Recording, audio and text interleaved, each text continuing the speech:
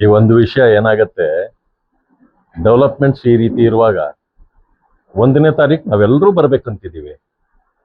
ಏನಾದರೂ ವಿಶೇಷ ಆಹ್ವಾನಗಳು ಬಂದಾಗ, ಇಲ್ಲಿನ ಡೆವಲಪ್ಮೆಂಟ್ಗಳಿಗೆ ಚರ್ಚೆಗಳಿಗೆ ಏನಾದರೂ ದೆಹಲಿಯಲ್ಲಿ ಕರೆದಾಗ ಸೊ ಮಿಸ್ ಆಗ್ಬೋದು. ಅದರ್ವೈಸ್ ನಾವೆಲ್ಲ ಬರ್ತೇವೆ. ನಿಮ್ಮ ಟ್ಯಾಕ್ಸ್ ಇದೆ, ಕೇಂದ್ರದ್ದು ಬೇಕು 11% ಇದೆ, ರಾಜ್ಯದ್ದು 30% ಇದೆ. ಕಡಿಮೆ ಮಾಡಿ, ಅಥವಾ ನಾವು ತಗೊಳ್ಳೋದಿಲ್ಲ. ಈಗ 1 ವರ್ಷಕ್ಕೆ 3 ರೂಪಾಯಿ ಜಾಸ್ತಿ ಆಗಿದ್ರಿಂದ 1 ವರ್ಷಕ್ಕೆ ರಾಜ್ಯದಲ್ಲಿ 6,000 ಕೋಟಿ ಬೊಕ್ಕಸಕ್ಕೆ ಹಣ ಬರ್ತದೆ. ನಾವು ಅದನ್ನು ತಗೊಳ್ಳೋದಿಲ್ಲ, ಜನರಿಗಾಗಿ ಅವ್ರಿಗೆ ತೊಂದರೆ ಕೊಡದೆ ಆ ಟ್ಯಾಕ್ಸ್ ಅನ್ನ ನಾವು ಲೇವಿ ಮಾಡೋದಿಲ್ಲ ಅಂತ ಹೇಳಿ ಬರೀ ಕೇಂದ್ರ ಸರ್ಕಾರವನ್ನ ನಿಂದಿಸ್ತಾ ಇದ್ರೆ ನಿಮಗೇನ್ ಸಿಗತ್ತೆ? ಆ ಕಾರಣದಿಂದ ನಾನು ಈ ರಾಜ್ಯ ಸರ್ಕಾರದಲ್ಲಿ ಈಗ ಏನೋ ಅಧಿಕಾರ ಹಸ್ತಾಂತರಗಳು ಆಗ್ತಾ ಇದೆ, ಮುಂದೆ ಬರ್ತಕ್ಕಂಥವರಾದ್ರೂ ಕೂಡ ಇದರ ಬಗ್ಗೆ ಚಿಂತೆ ಮಾಡಬೇಕು. ನಾನು ಮೊದಲು ಹೇಳಿದ್ದೇನೆ, ಅಧಿಕಾರ ಹಸ್ತಾಂತರದಿಂದ ಭ್ರಷ್ಟಾಚಾರ ಹೋಗೋದಿಲ್ಲ, ನಾಯಕತ್ವ ಬದಲಾವಣೆಯಿಂದ ವ್ಯವಸ್ಥೆ ಬದಲಾಗೋದಿಲ್ಲ.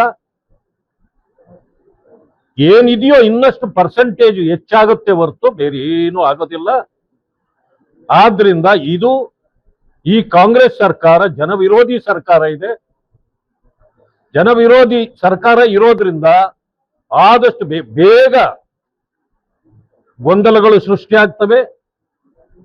ಯಾವುದೇ ವ್ಯವಸ್ಥೆ ಈಗ ಬರ್ತಕ್ಕಂಥ ಹೊಸ ವ್ಯವಸ್ಥೆ 1 ವರ್ಷವೂ ಕೂಡ ಇರ್ತದೆ ಅಂತ ಅನ್ಸೋದಿಲ್ಲ. ಆ ಕಾರಣದಿಂದ ಜನ ಇವತ್ತು ಸಜ್ಜಾಗಬೇಕಾಗಿದೆ. ಈ ಸರ್ಕಾರವನ್ನ ಕಿತ್ತೊಗೆಯಬೇಕು, ಒಂದು ಉತ್ತಮ ವ್ಯವಸ್ಥೆಯನ್ನ ತರಬೇಕು ಅಂತೇಳಿ ಜನರ ಮನಸ್ಸಿನಲ್ಲಿ ಇದೆ. ಆ ಕಾರಣದಿಂದ ಭಾರತೀಯ ಜನತಾ ಪಕ್ಷ ಈಗ ತನ್ನ ಕಾರ್ಯೋನ್ಮುಖವಾಗಿ ಇಡೀ ರಾಜ್ಯದಲ್ಲಿ ಸಂಘಟನಾತ್ಮಕವಾಗಿ ಬಲಗೊಂಡಿದೆ. ಮತ್ತಷ್ಟು ಸಂಘಟನಾತ್ಮಕವಾಗಿ ನಾವು ಕೆಲಸ ಮಾಡಿ ಮುಂದಿನ ಚುನಾವಣೆಯಲ್ಲಿ ನಮ್ಮ ಸರ್ಕಾರವನ್ನ ಅಧಿಕಾರಕ್ಕೆ ತರುವ ಕೆಲಸವನ್ನ ಭಾರತೀಯ ಜನತಾ ಪಕ್ಷದ ಮುಖಂಡರು ಮತ್ತು ಕಾರ್ಯಕರ್ತರು ಮಾಡಲಿಕ್ಕೆ ಸಜ್ಜಾಗಿದ್ದಾರೆ ಅಂತಕ್ಕಂಥ ಮಾತನ್ನು ಹೇಳ್ತೇನೆ. ಮತ್ತು ಈ ಒಂದು ವ್ಯವಸ್ಥೆ ಇವತ್ತು ಏನು ಆ ಮುಸ್ಲಿಂ ಬಂಧುಗಳನ್ನ ಓಲೈಕೆ ಮಾಡುವಲ್ಲಿ ನಿರತವಾಗಿತ್ತೋ ಈ ಸರ್ಕಾರ, ಅವರ ಕ್ರಿಮಿನಲ್ ಕೇಸ್ಗಳನ್ನ ವಾಪಸ್ ತೆಗೆದುಕೊಳ್ಳೋದು, ಯಾವುದೇ ಗೊಂದಲ ಇಲ್ಲದೆ ಶಾಲಾ ಕಾಲೇಜುಗಳಲ್ಲಿ ಯೂನಿಫಾರ್ಮ್ ಇರಬೇಕು ಅಂತೇಳಿ ಒಂದು ಸರ್ಕಾರದ ನೀತಿ ಸಿದ್ಧಾಂತ ಇರ್ತದೆ. ಅದನ್ನ ಮೀರಿ ಕೇಸುಗಳು ಇದ್ರೂ ಕೂಡ ಕೋರ್ಟ್ನಲ್ಲಿ ಅವರಿಗೆ ಹಿಜಾಬ್ ಹಾಕೋದನ್ನ ಯಾವ ಬೇಡಿಕೆಯೂ ಇಲ್ಲದೆ ಅದನ್ನ ತಂತಕ್ಕಂಥದ್ದು, ಇಂಥವುಗಳನ್ನು ಮಾಡಿ ಜನ ನೆಮ್ಮದಿಯನ್ನು ಕೆಡಿಸುವ ಕೆಲಸವನ್ನ ಈ ಸರ್ಕಾರ ಮಾಡ್ತಿತ್ತು. ಇಂಥದ್ರ ವಿರುದ್ಧವಾಗಿ ಕ್ರಿಮಿನಲ್ ಕೇಸುಗಳು ಹಿಂದುತ್ವವನ್ನ ಹತ್ತಿಕ್ಕುವ ಕೆಲಸ, ಅಲ್ಪಸಂಖ್ಯಾತರನ್ನ ಓಲೈಸುವ ಕೆಲಸ ಮಾಡಿ ಇದೇ ಜಿಲ್ಲೆಯಲ್ಲಿ ಇವತ್ತು ಆಳಂದ್ನಲ್ಲಿ ಲಾಡ್ನ ಮಿಷನ್ ದರ್ಗಾ ಇದರಲ್ಲಿ ಅವರು ಕೇಸ್ಗಳನ್ನು ವಾಪಸ್ ತಗೊಂಡು ಹಿಂದೂಗಳ ಕೇಸ್ಗಳನ್ನ ಹಾಗೆ ಇಟ್ಟಿದ್ದಾರೆ. ಅದಕ್ಕಾಗಿ ಒಂದು ದೊಡ್ಡ ಹೋರಾಟವನ್ನು ರೂಪಿಸಲಿಕ್ಕೆ ಈಗಾಗಲೇ ಮುಖಂಡರುಗಳೆಲ್ಲವೂ ಸಿದ್ಧರಾಗಿದ್ದಾರೆ. ಅದರ ಬಗ್ಗೆ ನಮ್ಮ ಅಧ್ಯಕ್ಷರು ಮಾತಾಡ್ತಾರೆ, ಯಾವತ್ತು ಏನು ಅನ್ನೋದನ್ನು ಮಾತಾಡ್ತಾರೆ. ಈಗಾಗಲೇ ಅದು ಟಿಂಕರಿಂಗು ಪೇಂಟಿಂಗು ಆಗಕ್ಕೆ ಶುರುವಾಗಿದೆ. ಇಂಜನ್ನೇ ಹಾಳಾದಾಗ ಇನ್ನೆಂಗೆ ಅದು ಮುಂದೆ ಸಾಗಲಿಕ್ಕೆ ಸಾಧ್ಯ ಇದೆ ನೋಡಿ. ನಾನು ಅದಕ್ಕೆ ಹೇಳಿದೆ,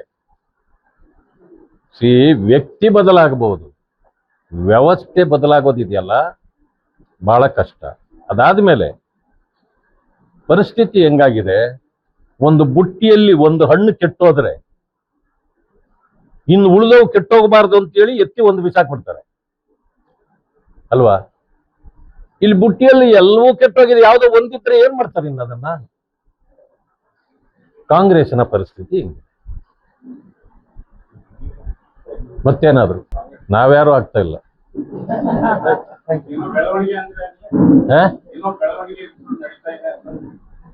ರಾಜ್ಯದ ಬೆಳವಣಿಗೆಗಳು ಏನ್ ನಡೀತವೋ ಅಲ್ಲ, ನಮ್ಮ ಪಾತ್ರ ವಿರೋಧ ಪಕ್ಷದ ಪಾತ್ರ. ಒಂದು ಆಡಳಿತ ವರ್ಗದಲ್ಲಿ ಏನೇನ್ ನಡೀತಿರ್ತದೋ ಅದರ ಸೂಕ್ಷ್ಮತೆಗಳನ್ನ ಗಮನಿಸ್ತಕ್ಕಂಥದ್ದು, ಜನಪರವಾದ ತೀರ್ಮಾನಗಳು ಆಗದಿದ್ದಾಗ ಅದನ್ನ ವಿರೋಧಿಸ್ತಕ್ಕಂಥದ್ದು, ಇಂಥ ಇದನ್ನು ಚಟುವಟಿಕೆಗಳಲ್ಲಿ ನಾವು ಭಾಗಿಯಾಗಬೇಕಾಗುತ್ತದೆ.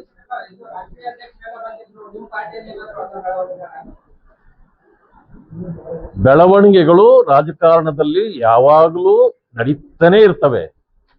ನಾವು ಹೊರ್ತಲ್ಲ, ನಾವು ರಾಜಕಾರಣಿಗಳೇ.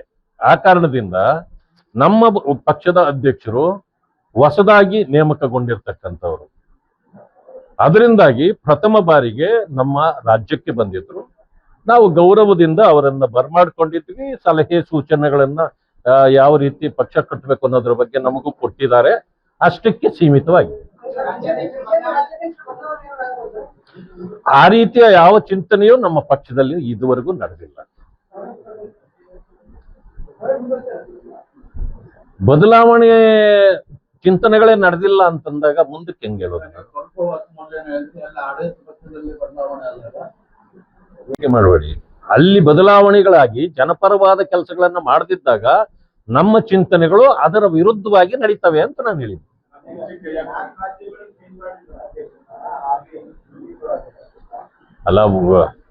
ಅಲ್ಲ ಕೆಲವೆಲ್ಲ ಎಲ್ಲೆಲ್ಲಿ ಖಾಲಿ ಇದ್ವು ಅವೆಲ್ಲ ಮಾಡಿದ್ದಾರೆ. ಇವ್ರದ್ದು ಟರ್ಮ್ ಯಾವುದು ಖಾಲಿ ಆಗಿಲ್ಲ, ಇನ್ನೂ ಬಹಳ ಇದೆ. ವಿಶೇಷ ನೋಡಿ, ಇಲ್ಲಿ ಯಾವ ಯಾವ ಮುಖ್ಯಮಂತ್ರಿಗಳು ಹಿಂದುತ್ವದ ವಿರುದ್ಧವಾಗಿ ನಡ್ಕೊಳ್ತಿದ್ರಲ್ಲ, ಸಿದ್ದರಾಮಯ್ಯನವರು ಸೇರಿ 4 ಮುಖ್ಯಮಂತ್ರಿಗಳು ಈ ಒಂದೇ ತಿಂಗಳಿನಲ್ಲಿ ತಮ್ಮ ಸ್ಥಾನಗಳನ್ನು ಕಳ್ಕೊಂಡಿದ್ದಾರೆ. ಅವರು ಹಿಂದುತ್ವ ವಿರೋಧಿ ಅಲ್ಲ.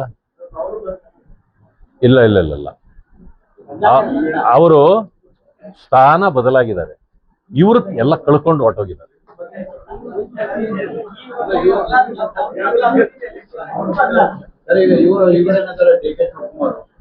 ಈಗ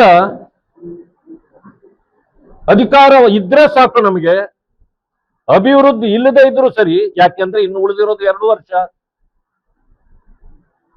2 ವರ್ಷದಲ್ಲಿ ಎಷ್ಟು ಲೂಟಿ ಮಾಡಬಹುದು ಅವ್ರಿಗೂ ಗೊತ್ತಿದೆ. ಮುಂದೆ ನಮ್ಮ ಸರ್ಕಾರ ಬರೋದಿಲ್ಲ, ಬಿಜೆಪಿ ಸರ್ಕಾರ ಬಂದ್ಬಿಡುತ್ತದೆ.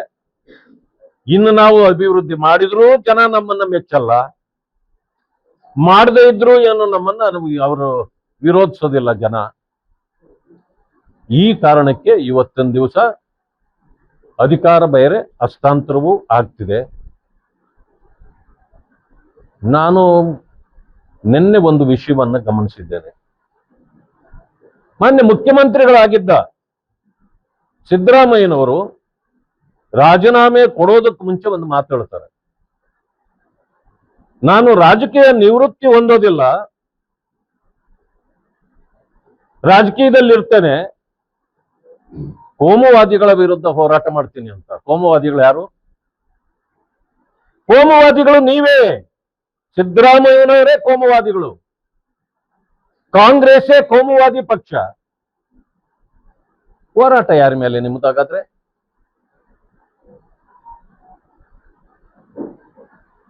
ಜಾತಿ ಗಣತಿ ಇಷ್ಟು ದಿವಸ ಆಗಿತ್ತಲ್ಲ, ಕಾಂತರಾಜ್ ಆಯೋಗ ಏನಾಯ್ತು? ಜಯಪ್ರಕಾಶ್ ಹೆಗಡೆ ಅವರ ವರದಿ ಏನಾಯ್ತು? ಮಧುಸೂದನ್ ನಾಯ್ಕ್ ಅವರದು ಇಷ್ಟು ದಿವಸ ಇರಲಿಲ್ಲ. ನಿನ್ನೆ ನೀವು ರಿಸೈನ್ ಮಾಡಿ ಅಂತ ಹೇಳಿದ ಮೇಲೆ ತರಾತುರಿಯಲ್ಲಿ ನೀವು ಯಾಕದಕ್ಕೆ ಕೈ ಹಾಕಿದ್ರಿ? ಅದರಿಂದ ಆಗ್ತಕ್ಕಂಥದ್ದೇನು ಅಂದ್ರೆ ಕೋಮುವಾದವನ್ನ ಹೆಚ್ಚು ಮಾಡಬೇಕು, ಜನರ ನೆಮ್ಮದಿಯನ್ನ ಹಾಳು ಮಾಡಬೇಕು. ಇದು ನಿಮ್ಮ ಉದ್ದೇಶವಾಗಿತ್ತ? ಕಾಂತರಾಜ್ ಆಯೋಗ ಬಂದಾಗ ದಲಿತರೇ ನಂಬರ್ 1 ಕರ್ನಾಟಕದಲ್ಲಿ. ಈಗ ಯಾಕೆ ಮುಸ್ಲಿಮರೇ ನಂಬರ್ 1 ಬಂದಿದೆ? ಕಾಂತರಾಜು ಸರಿ ಇರಲಿಲ್ವಾ? ಅಥವಾ ಅವತ್ತು ಮಾಡಿಸಿದ ವರದಿಯ ಮುಖ್ಯಮಂತ್ರಿಗಳು ಸಿದ್ದರಾಮಯ್ಯನವರು ಸರಿ ಇರಲಿಲ್ವಾ? ಇವತ್ತು ಮುಸಲ್ಮಾನರ ನಂಬರ್ 1 ಅಂತ ನೀವೇ ಮಾಡಿಸಿದ್ದೀರಿ. ಅಥವಾ ನಿಮ್ಮಲ್ಲಿ ಆದ ಬದಲಾವಣೆ ಏನು? ಇದು ರಾಜ್ಯವನ್ನ ಇಕ್ಕಟ್ಟಿಗೆ ಸಿಕ್ಕಿಸುವ, ಜಾತಿಗಳನ್ನ ಎತ್ತಿಕಟ್ಟುವ, ಸಂಘರ್ಷಕ್ಕೆ ಎಡೆಮಾಡಿ ಕೊಡ್ತಕ್ಕಂಥ ಕೆಲಸವನ್ನ ಮಾನ್ಯ ಮುಖ್ಯಮಂತ್ರಿಗಳಾಗಿದ್ದ ಸಿದ್ದರಾಮಯ್ಯನವರು ಮಾಡಿದ್ದಾರೆ. ಆದ್ರಿಂದ ಅವರೇ ಕೋಮುವಾದಿಗಳು, ಅವರ ಪಕ್ಷವೇ ಕೋಮುವಾದಿ ಪಕ್ಷ. ನಿಮ್ಮ ಹೋರಾಟ ಈಗ ಕಾಂಗ್ರೆಸ್ನ ವಿರುದ್ಧ ನಡೆಯಲಿ. ಹಾಗಾದ್ರೆ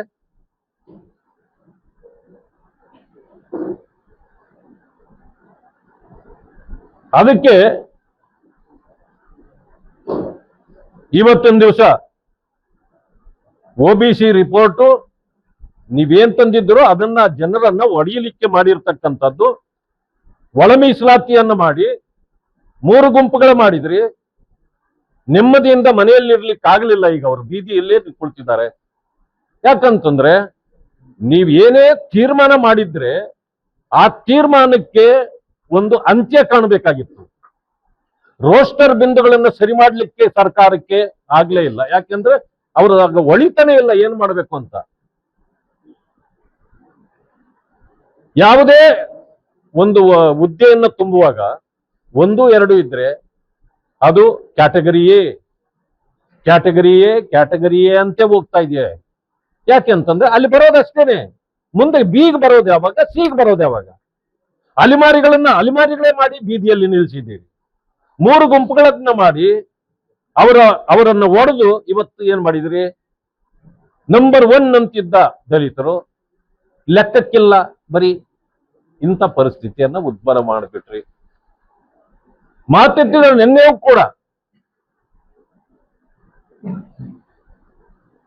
ದೇಶದ ಪ್ರಧಾನಮಂತ್ರಿಯನ್ನ ನಿಂದಿಸುವುದನ್ನು ಮಾತ್ರ ಸಿದ್ದರಾಮಯ್ಯನವರು ಮರೆಯಲಿಲ್ಲ. ಮಾತೆತ್ತಿದ್ರೆ ಅಹಿಂದ ಜಪ ಮಾಡ್ತೀರಿ. ಸಂಕಟ ಬಂದಾಗ ವೆಂಕಟರಮಣ ಅಂತ ಮಾಡ್ತಾರಲ್ಲ, ಹಾಗೆ ಅಹಿಂದ ಜಪ ಮಾಡ್ತೀರಿ. ದೇಶದ ಪ್ರಧಾನಮಂತ್ರಿಗಳೇನು ಬ್ರಾಹ್ಮಣರ? ಅವರು ಕೂಡ ಅಹಿಂದ ಅಲ್ವಾ? ಯಾಕೆ ಅವರು ಅಹಿಂದ ಅಂದ ಮೇಲೆ ಆ ಅಹಿಂದ ವ್ಯಕ್ತಿಯ ಮೇಲೆ ನಿಮಗೆ ಯಾಕೆ ಗೌರವ ಇಲ್ಲ? ನೀವು ಮಾತಿನ ಬರದಲ್ಲಿ, ಅಧಿಕಾರದ ಮದದಲ್ಲಿ ಇನ್ನೊಬ್ಬ ಅಹಿಂದ ನಾಯಕನನ್ನ ನೀವು ತುಚ್ಛವಾಗಿ ಮಾತಾಡ್ತಕ್ಕಂಥದ್ದು ಇದು ನಿಮಗೆ ಗೌರವ ಕೊಡ್ತದ? ರಾಜ್ಯದಲ್ಲಿ ಇವತ್ತಿನ ದಿವಸ ಎಲ್ಲ ಜನರು ಇಂಥ ವ್ಯವಸ್ಥೆ ಹೋಗಬೇಕು ಅಂತ ಕಾಯ್ತಿದ್ರು. ಕಾಂಗ್ರೆಸ್ಸು ಮುಂದಿನ ದಿನಗಳಲ್ಲಿ ಇಲ್ಲಿ ಉಳಿಯೋದೇ ಇಲ್ಲ. ನಿನ್ನೆಯೂ ಕೂಡ ಹೇಳ್ತಾರೆ ಇನ್ನು 13,000 ಕೋಟಿ ಕೇಂದ್ರದಿಂದ ಬರಬೇಕು. ಯಾವುದು ಬಿಡುಗಡೆ ಮಾಡಿ ನೋಡೋಣ. ನಿಮ್ಮ ಪ್ರತಿ ಪತ್ರಕ್ಕೆ ಉತ್ತರ ಕೊಟ್ಟಿದೆ ಕೇಂದ್ರ ಸರ್ಕಾರ. ನಾನು ಮೊದಲು ಅನೇಕ ಬಾರಿ ಹೇಳಿದ್ದೇನೆ, ನೀವು ಆಪಾದನೆ ಮಾಡೋದನ್ನು ಬಿಡ್ರಿ. ಇದು ಕೇಂದ್ರ ಮತ್ತು ರಾಜ್ಯ ಸರ್ಕಾರಗಳ ಮಧ್ಯೆ ಇರಬೇಕಾದ ಸಾಮರಸ್ಯ. ಅದನ್ನು ನೀವು ಇಟ್ಕೊಂಡೇ ಇಲ್ಲ. ಕೇವಲ ನಿಂದಿಸಲಿಕ್ಕೆ ಮಾತ್ರ ನೀವು ಪತ್ರಗಳು ಬರೆಯೋದಲ್ಲ. ವ್ಯವಸ್ಥೆ ಏನು ಪ್ರಜಾಪ್ರಭುತ್ವದ ವ್ಯವಸ್ಥೆ ಇದೆ, ವ್ಯವಸ್ಥೆಯಲ್ಲಿ ಕೇಂದ್ರ ಸರ್ಕಾರದಿಂದ ಯಾವುದಾದ್ರೂ ನಿಮಗೆ ಬರಬೇಕಾಗಿದ್ರೆ ಕೇಳೋ ಹಕ್ಕಿದೆ, ಕೇಳಿ. ಮಾತೆತ್ತಿದ್ರೆ ಆಯಿಲ್ ಕಂಪನಿಗಳು 3 ರೂಪಾಯಿ ಡೀಸೆಲ್ ಮತ್ತು ಪೆಟ್ರೋಲ್ ಬೆಲೆ ಏರಿಸಿದ್ರು. ಅದು ಆಯಿಲ್ ಕಂಪನಿಗಳು. ಯುದ್ಧದ ಕಾರ್ಮೋಡ ಇರುವಾಗ ಅಂತಾರಾಷ್ಟ್ರೀಯ ಮಾರುಕಟ್ಟೆಯಲ್ಲಿ ತೈಲ ಬೆಲೆಗಳು ಹೆಚ್ಚಾದಾಗ ಅವುಗಳನ್ನ ನಿರ್ಧರಿಸತಕ್ಕಂಥದ್ದು ಬೆಲೆ ಏರಿಕೆ ಮಾಡಬೇಕಾ ಬೇಡ ಅಂತ ಆಯಿಲ್ ಕಂಪನಿಗಳು. ಅವು ಸರ್ಕಾರದ ಇದರಲ್ಲಿಲ್ಲ. ಜನರ ಮೇಲೆ ಹೊರೆ ಬೀಳಬಾರದು ಅಂತೇಳಿ ಮೋದಿ ಅವರೇನ್ ಮಾಡಿದ್ರು? 1 ಲೀಟರ್ ಪೆಟ್ರೋಲ್ ಮತ್ತು ಡೀಸೆಲ್ನ ಮೇಲೆ 10 ರೂಪಾಯಿ ಟ್ಯಾಕ್ಸ್ಗಳನ್ನ ಕಡಿಮೆ ಮಾಡಿಸಿದ್ರು. ಯಾಕೆ? ಜನರಿಗೆ ಅನ್ಯಾಯ ಆಗಬಾರ್ದು, ತೊಂದರೆ ಮಾಡಬಾರ್ದು ಅಂತ. ತಾತ್ಕಾಲಿಕವಾಗಿ ಯುದ್ಧ ನಿಂತೋಗ್ಬಿಟ್ರೆ ಎಲ್ಲವೂ ಸರಿ ಹೋಗ್ತದೆ ಅಂತ. ಅದು ಆಗ್ಲಿಲ್ಲ. ಮತ್ತೆ ಅದು ಹೆಚ್ಚಾಯ್ತು. ಆಯಿಲ್ ಸಿಗುವಂತದ್ದು ಕಷ್ಟ ಆಯ್ತು, ಬೆಲೆ ಏರಿಕೆಗಳು ಆಗೋಯ್ತು. ಆಯಿಲ್ ಕಂಪನಿಗಳು ಎಷ್ಟು ಲಾಸ್ ಅನ್ನ ತಡ್ಕೊಳ್ಳಿಕ್ಕೆ ಸಾಧ್ಯ? ಅದಕ್ಕೆ ಅವರು ಹೆಚ್ಚು ಮಾಡಿದ್ರು. ಹೆಚ್ಚು ಮಾಡಿದ ತಕ್ಷಣ ಮೋದಿ ಅವರೇ ಹೆಚ್ಚು ಮಾಡಿಬಿಟ್ರು ಅಂತೇಳಿ ಹೇಳ್ತೀರಿ. ಜನರಿಗೆ ಗೊತ್ತಿದೆ ಅದು ಆಯಿಲ್ ಕಂಪನಿಗಳ ಕೆಲಸ. ಆಯ್ತು, ಬೇಸ್ ಪ್ರೈಸ್ ಜಾಸ್ತಿ ಆದಾಗ ನಿಮಗೆ GST ಬರೋದಿಲ್ಲ.